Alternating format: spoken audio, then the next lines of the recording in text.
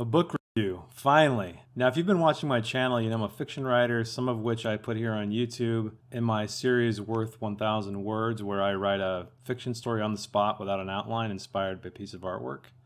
So if that's something that you're interested in, I encourage you to check it out. Books just take longer to get through than movies, but I assure you there will be many more book reviews on this channel. I read a wide variety of genres.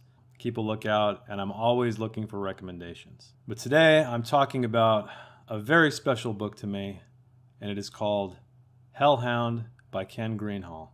It was written in 1977. It's classified under the horror genre. And there was actually a French movie based on it in 1989 called Baxter, who is the name of the dog. And the author, Ken Greenhall, sadly is no longer with us, but he has left behind a legacy of fiction, and I'm glad that this isn't the only book he wrote. It's the first book that I've read of his, and I will definitely read the rest of his works. And I hope after you listen to this review, you will too. Hellhound is about a bull terrier named Baxter who just wants to be left. Now, that doesn't sound like much of a premise for a horror story, does it? But I promise you that horrific things do happen in this novel.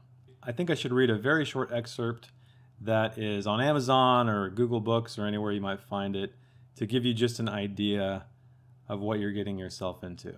Now, this is from the POV of Baxter himself, a dog. Now, this isn't Homeward Bound, okay? Just give it a chance. What are the possibilities of my strength? That is a thought I've never had before. What if some morning, as the old woman stood at the head of the staircase, she were suddenly to feel a weight thrusting against the back of her legs? What if she were to lunge forward, grasping at the air, striking her thin skull against the edge of a stair? What would become of me if she were found unmoving at the bottom of the stairway? So to get more into what this book's about, it is about Baxter. He is a dog that was gifted to an old woman at the beginning of the book by her daughter as a companion. Her family has moved on, her husband is dead, and she is isolated in this old house. The book mostly takes place in this very small neighborhood, only a handful of houses. The novel is a very small cast of characters. The first POV we're introduced to is Baxter himself, and everything's internal. There's no talking dogs here, as I mentioned, and it works. Trust me, it works. It's very reminiscent of interviews that you may have heard from serial killers. They're very calm, they're very calculated, very well spoken, and there's an intelligence to their madness. But we also get inside the head of all of the other characters. The old woman, there's a young boy who becomes very important to the story. There's a couple who's having a baby, and there's another young woman and her father. So we rotate around these houses, so to speak, in the different heads of the characters, and we get glimpses into their lives, what their flaws are, what their desires are, but we always come back to Baxter. He is still the protagonist, or anti-hero, if you will, of this story. So what did I think? Well, if you couldn't tell already, I absolutely love this book. I didn't really know much going into it. I saw an article on Birth Movies Death, which is a movie site that I frequent. It seems to be a pretty obscure novel that really didn't have a lot of success commercially. There was a film made out of it, which I mentioned, that I did watch, but I can't say I recommend it. Maybe if you've read the book and you're just curious to see how this is translated to film, go for it, but the book is far, far better. One of the standout pieces of the book is the character development. Now, the way this is done kind of breaks a fiction rule. If you've ever heard of the writing craft rule, show don't tell, that is somewhat broken here. A lot of the character work and how we learn about who these characters are and where they came from is told to us. Now, a lot of it's internal. It's almost as if these characters were reflecting, but it's told, not shown, but it really works here. There are single lines in this book that show more character development than entire pages or even chapters of other books I've read. We have these moments with these characters that are so intimate and so unique, and I feel like every personality we had in this book was so distinct, and I found myself smiling quite a bit at how clever the author was bringing these characters to life and and making them three-dimensional. As a writer myself, I learned an immense amount from reading this book, and if you are a writer or a creative type, a storyteller of any kind, I highly, highly encourage you to read this book. So the writing style is tight and succinct. The book itself is only about 150 pages long, but what is in that speaks volumes. I mean, this is really a masterclass on how to convey a lot of information and a lot of character and emotion in very, very few words. This is not an action story. It's a almost psychological horror in a way.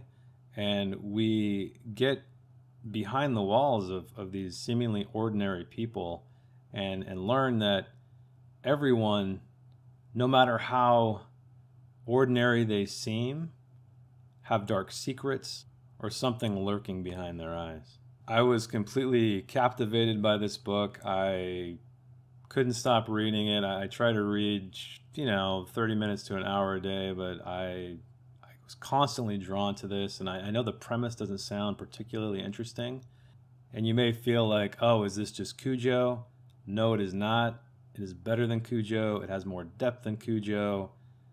It is something entirely different. So should you read it? Well, there are a couple things that may make you shy away from this. There is violence against children. There is animal violence. This is not a lighthearted story. It takes you to dark places, but I feel that when you're reading fiction, you need to explore the spectrum of emotion, and this one takes you through it all. But if you're okay with that, and I don't want to scare you away, none of it is gratuitous. It is done as tastefully as it possibly could be, as tasteful as violence can be. It's been a long time since I've read a book like this, and I think most surprising to me was the premise. I mean, you have this a sociopathic dog looking for the perfect owner. On the surface, it sounds cheesy, but once you get in there and peel away the layers, it's exciting and rewarding and thought-provoking, and I couldn't recommend it more. And as I mentioned, I can't wait to read more of his work. He has a few novels under his belt. I will probably read every single one and put a review up here just to see how they compare to each other, see if he improves in his writing, and what else he has to offer. So I'm going to have to give Hellhound by Ken Greenhall a 9 out of 10. This is a book that's both changed me as a reader and a writer, opened my eyes to different ways I can approach my craft, as well as getting to witness a master at his craft. No wasted words, no contrived plots, a simple yet beautifully created story that will stay with me for a long time. Have you read this book? If so, I would love to hear your comments below, get another reader's perspective from it, and perhaps if you're a storyteller as well, see how it affected you and your craft. And this book is just a great reminder of how powerful fiction can be, how it stirs our imaginations and affects us both psychologically and emotionally. Please read this book. And until next time, thank you for watching. I will see you in the next one.